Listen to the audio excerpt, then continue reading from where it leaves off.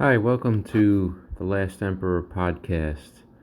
This will be a series of videos all about the movie The Last Emperor, which I feel is one of the most amazing movies I've ever seen. It's unlike anything that was before it, it's unlike anything that was after. It's truly a singular movie, in my opinion. So, for those of you that don't know, this was a movie that was directed by Bernardo Bertolucci. It was released in 1987. It won the Academy Award for Best Picture. And it revolves around the story of, as the title suggests, the last emperor of China. His name is Isengero Puyi, or later on Henry Puyi, and his story is really remarkable. So he was selected by different circumstances that are a little complicated to be the Emperor of China after the death of the Empress Dowager, who had ruled China for some time during the late 1800s. It does the movie. Now, I'm going to, in this podcast, speak about Puyi as he's shown in the movie, not necessarily the historical character, although I will mention the actual history as well. So, he's selected by the Empress to rule China, and he's referred to as the Lord of 10,000 years. So, as basically a toddler at that time, he is entrusted with ruling one of the world's largest and oldest countries. Clearly, as a toddler, he doesn't know what's going on.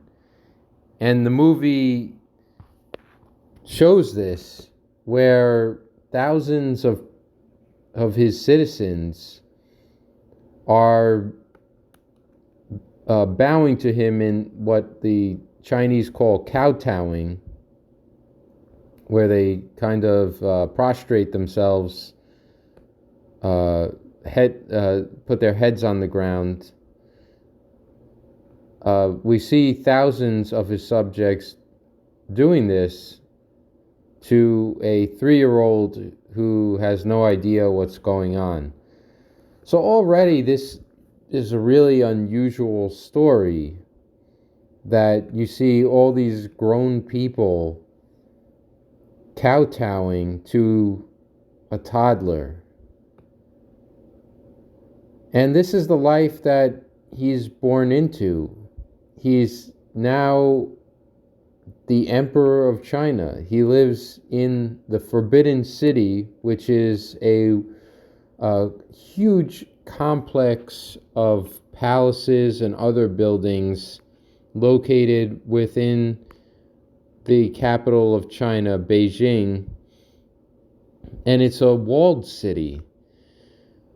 So one thing you're going to notice over and over again in this movie is kind of an irony. And there's a lot of themes like this in the movie that are ironic. As we mentioned, the idea of these grown men bowing to a child, and then we see that he's living in a walled city, which is at once meant to show he rules over the whole country, but it can also be a huge prison. And that's really what it becomes. In reality, it does become a prison. And Puyi is an emperor with no power. He grows up throughout the movie, and you see that the palace attendants, known as the eunuchs, you can look it up why they're called the eunuchs. That's kind of an interesting story too. But anyway, there's, I believe it was several hundred of them who are entrusted with running the palace, with Puyi's education. And so he is formally allowed to rule over this palace staff, and they have to defer to him. And there is some degree of that you see in the movie, where they're deferential to him, where they have to obey what he says, even as a child. But we get the idea that really they are often exploiting their positions as the attendants of the palace of the Forbidden City. We don't really get a good impression of most of them. And later on, we do find out that they are stealing, that they're scheming, selling off valuables in the palace. We see that they, for example, the emperor, when he gets a little older, his eyesight isn't good. And the eunuchs don't want him to have glasses. Allegedly, this is just a taboo for the emperor to have glasses. In some ways, it would seem wrong that the emperor of China would need glasses, but then it's also a means for him to be controlled. If he can't see anything, then he can be controlled. So there's a lot of these dynamics going on. There's the introduction of a foreign tutor from England, and his name is Reginald Fleming Johnston, and he becomes a central character later on. And he is a tutor, but at the same time, we also get the idea that he's more than that. Although the movie does show him as one of the people who really does care about Puyi, because we often get the idea that the people around him are more interested in themselves than him, or there isn't really a good mentor, a good parent figure in his life. His father just is hardly in the movie. We just see him early on. His name is Prince Chun, and he is really not a part of Puyi's life. There's a very the mother too is just seems like she's taken away from Puyi, and he's given a wet nurse, which he has for many years, and that becomes like a mother figure to him. But she is taken away too. So this is a very unusual childhood. There's also his brother who becomes another character in the movie, Puche. And there's a scene where he first meets his brother early on when Puyi is a child, and he says to him, "You're so small," and it takes a second to realize what this is saying, but what we're being told is that he's never seen children before. So he's a child who's never seen children. So getting back to Johnston,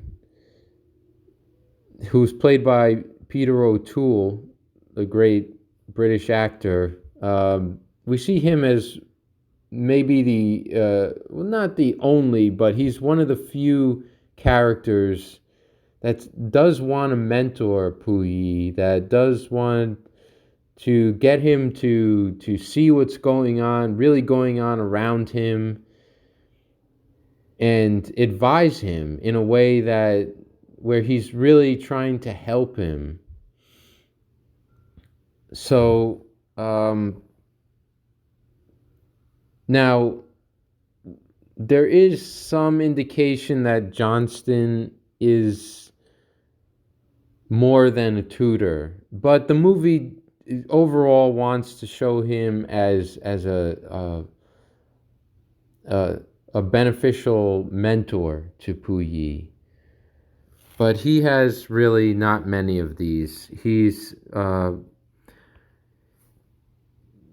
is falling prey to the people around him, to the politics around him, as we mentioned, the eunuchs. But also, it's really important to mention that early on in his childhood, an agreement is made in China that the emperor will stay the emperor of China, but he will become a figurehead. That China will be ruled by other people. I believe it was the Republic. Definitely at one point it was the Republic, but the emperor is allowed to keep his office, but as he grows older, he has absolutely no real political power. He's there. He's in the Forbidden City. There's all the titles. There's all the royalty, the mothers, royal. I guess the concubines of the emperor before are still there. It kind of becomes like as they say, a theater with no audience. There's all these ancient rituals being kept, and it's very, very odd. And a lot of this is true. So he's an emperor who's not really an emperor, but he's still, as the movie says, a symbol of great importance to many people. And as he grows older, this becomes a more important part of the story. So he's not only being manipulated and by the eunuchs, but by other political figures outside, both, I guess you could say, both within and outside of the Forbidden City, because of the fact that the emperor he's still there, and he's at least the symbol, but possibly more than the symbol. The emperor existed in China for many, many years, many centuries before Puyi. So this leads to, as he gets older, well, first let me mention that he early on shows an inability to control what's going on around him. You could say he doesn't have the skill. He doesn't have the political know-how to control what's going on around him. It's almost like he's depending on his status of the emperor, this title he was given, and symbolic power he was given at birth. And he believes through most of the movie he calls himself the Lord of 10,000 years, and you do get the feeling that the character Puyi in the movie believes he's destined to be emperor, that he should be emperor. But he really fails at every turn, and this is really important. He fails to, as a child, to control what's going on in the palace around him, even though he has absolute authority. It seems the eunuchs, the other players in the palace, have the real power. There's a great scene where he finally gets a bicycle and he wants to leave the Forbidden City, which I believe the movie tells us he hardly ever does, maybe once or twice. So he gets a bicycle and he's now able to outrun the eunuchs. They can no longer catch him. He has the bicycle. He's attempting to ride beyond the gates of the Forbidden City. And we see as he's riding the bicycle towards the gates that you're seeing the China beyond these walls. The gate is open and you're seeing ordinary citizens. You're seeing a world beyond the Forbidden City. And he's catching a glimpse of that. But he's finally able to outrun the eunuchs, and there's this like glimmer of hope. He's going to control his own life. But as he's trying to go beyond the gates, the gatekeepers, the guards who work at the gates, close the door, close it shut on him. And we see that he's not really in control of his own life, technically. And he says to, it's a great scene, he says to the guards at the gate, he says, open the door. And they refuse to. And technically, and what's amazing is that they defer to him. They're not supposed to look him in the eye. The guards still won't look him in the eye. He still defers to him as the emperor in that way, and he bows down to him in a sense. But yet he won't open the actual gate. He won't obey the actual order from the emperor. This is really amazing. And this is something that's repeated later on too in the movie. He doesn't have what's necessary to control his own destiny. And he makes attempts to, but fails. And we see this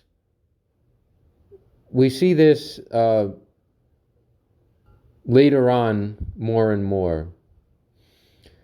He does get married. He takes a wife, and he takes a concubine when he gets older.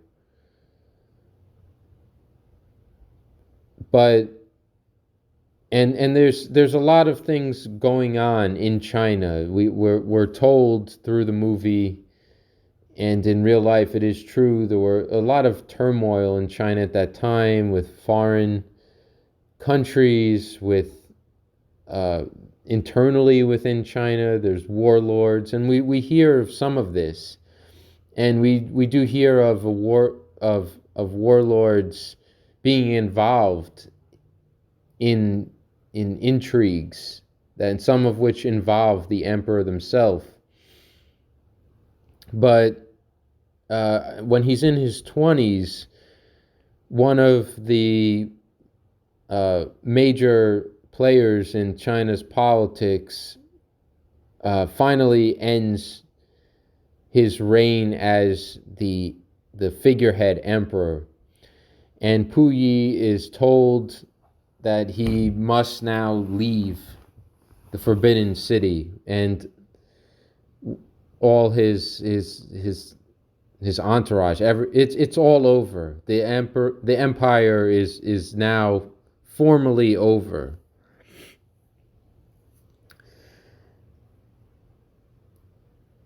And at this point, Puyi was trying. He was, as we mentioned, he was continually trying to. He had the ambition to be the emperor again. He wanted to, and felt entitled to, be the emperor of something, somewhere. He did. He had at this point, if I backtrack a little bit, he had kicked out the eunuchs, and this was a big deal. This Johnston advised him he had no other choice. Basically, he the eunuch's behavior had become so bad, the stealing had become so bad that he felt he had no other choice. He also cut off his queue, which was the hairstyle worn by the Manchu emperors. So he had become increasingly ambitious. Also mentioned that it's important to note that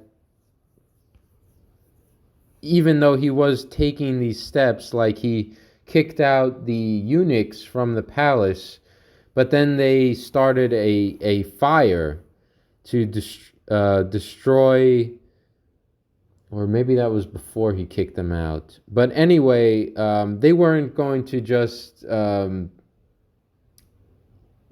themselves be prosecuted for their stealing. They started a fire to destroy the artifacts in the Forbidden City. So they weren't just taking it, laying face down. The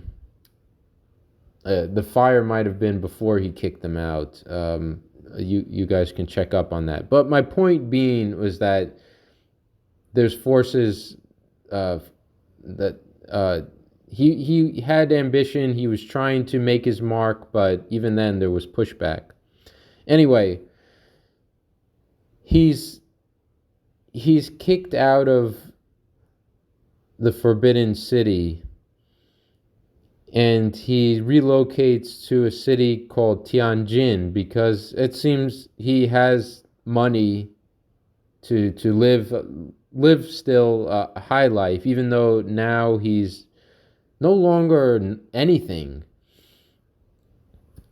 And he goes through a period of time where he's trying to find who he is. He becomes more Western in his appearance. He now calls himself Henry Puyi. It seems he's scheming with foreign powers now. He's involved in the politics of what's going on in China and in Tianjin, which had a lot of foreigners around there. So he has ambitions. He's involved in various intrigues going on. And we see that the foreign power that becomes the most influential is the Japanese. And the chief figure who becomes influential is a man named Mr. Amakazu, who's played by Ryuichi Sakamoto, the great Japanese musician.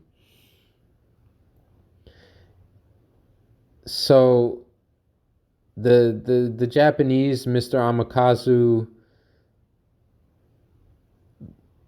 they get Puyi's favor by, it seems, by offering him the most, by playing on his desire to once again become the emperor, to, as Puyi saw it, become the lord of 10,000 years. And he, at Puyi at that point, felt that that was his entitlement, was to be the emperor, that he always was the emperor, and that other people wouldn't let him be the emperor. So the Japanese, it's like they flatter him with this.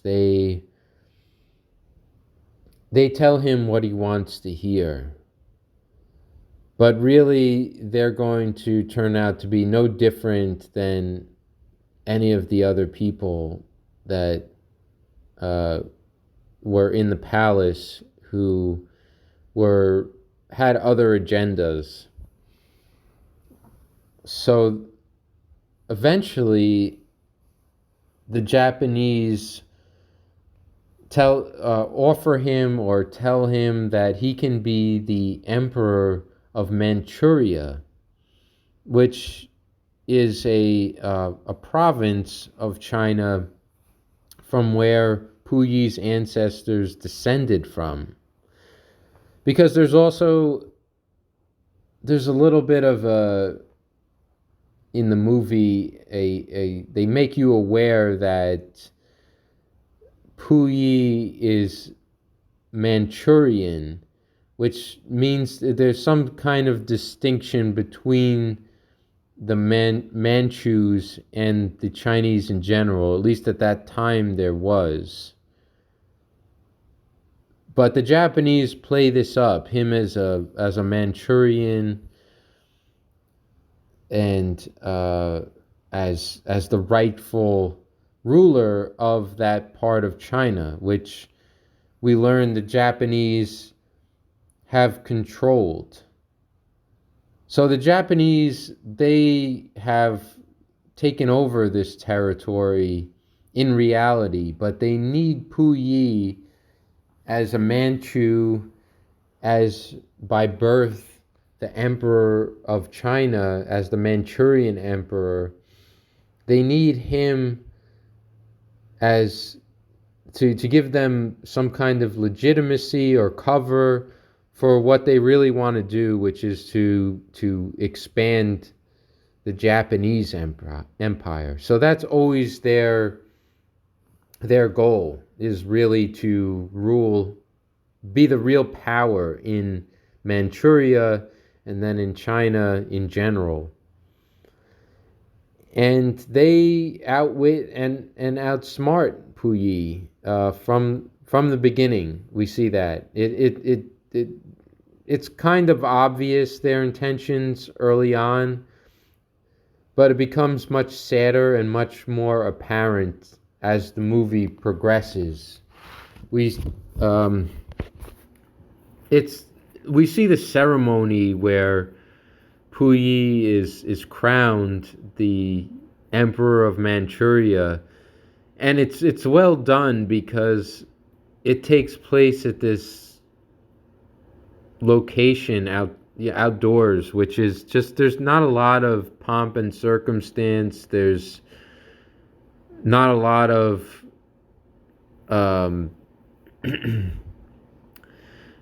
formalities. It just looks second rate for somebody being crowned the emperor. It just doesn't look right.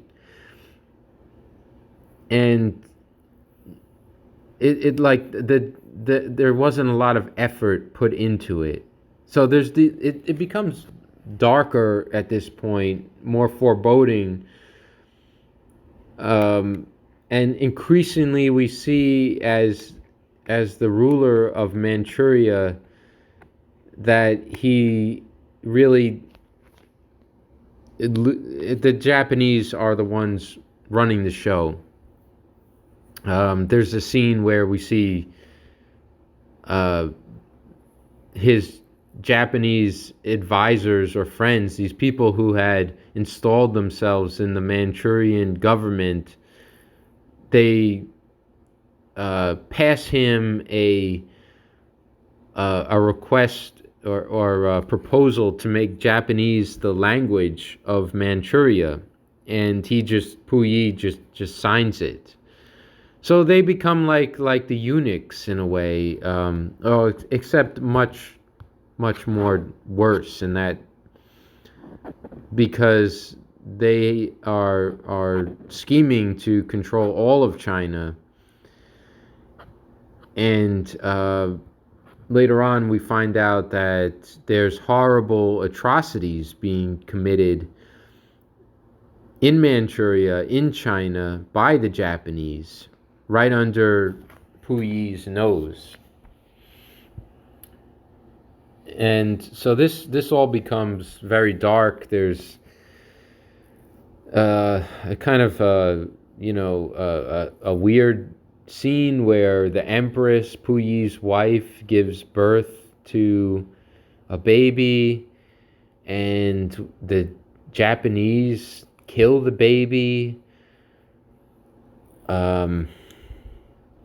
We get the idea that the Empress and the Emperor's consort, that they understand what's going on, but Puyi himself is just deluded. He's deluded himself to thinking he's actually the emperor again, and his marriage falls apart. The consort leaves.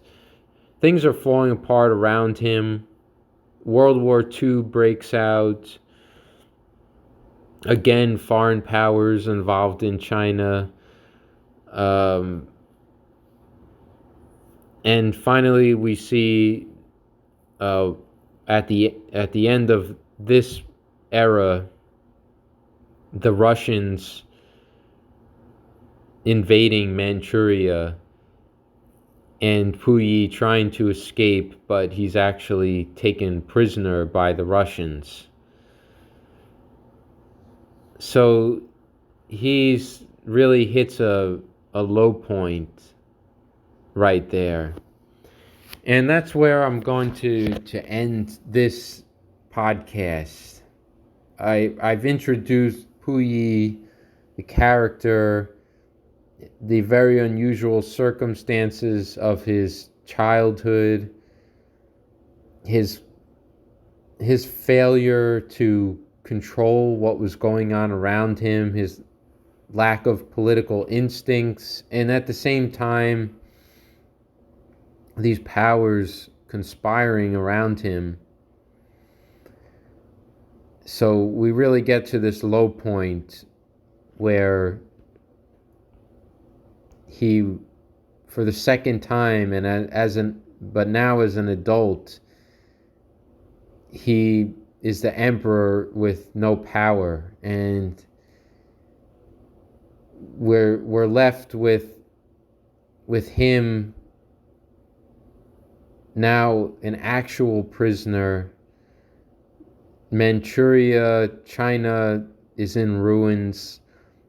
Terrible atrocities were committed against the Manchurian people, against the Chinese people. So how does this is a movie that has an arc for Puyi.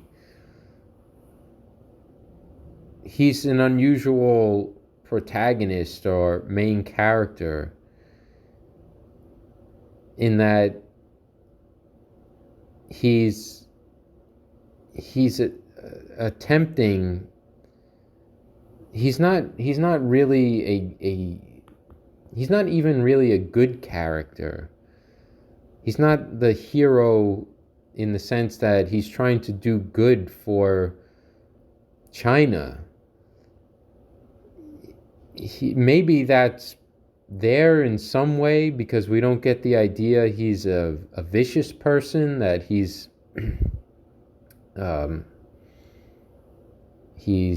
heartless, that he doesn't care about the Chinese people. But a lot of the arc of his story at this point is how he's he's born into this title, this great symbolic importance, and he believes it himself, but he's never able to attain actual power. He's never able to actually control his own life. So that's where I'll end it. Um, Again, this is a long form podcast. I want to really speak in depth about this fascinating movie. Um, if you enjoyed this video, please hit like. It'll encourage me to really go into this movie, this amazing movie, more and more, to explore different aspects of it, because I really want to do that. Check out my other podcasts. I have one on Brooklyn in the 2010s. I really want to make a lot more of this content. So that's where I'll leave it. Any questions, comments, leave it below. I will answer all of them.